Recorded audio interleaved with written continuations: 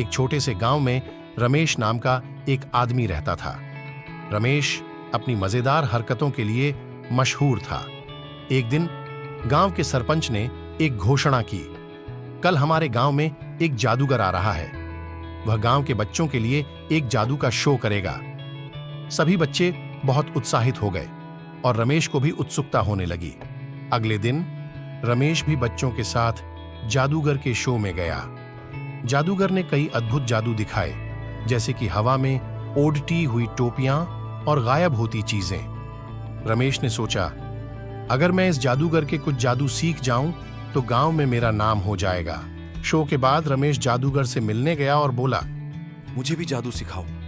जादूगर हंसते हुए बोला, जादू सीखना आसान नहीं है, इसके लिए अभ्यास की जरूरत होती है। लेकिन रमेश ने हार नहीं मानी। अगले दिन रमेश ने गांव के चौपाल में एक जादू का शो रखा। सभी गांव वाले और बच्चे वहां जमा हो गए। रमेश ने पहला जादू दिखाया, जिसमें उसने अपनी टोपी से एक कबूतर निकालने की कोशिश की।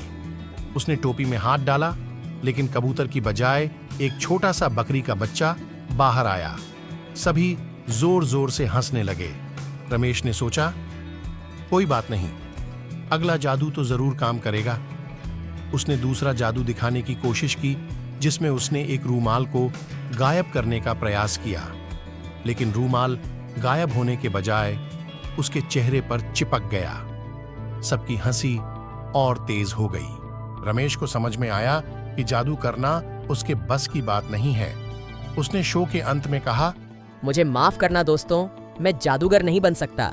गांव वाले उसकी ईमानदारी से प्रभावित हुए और ताली बजाने लगे।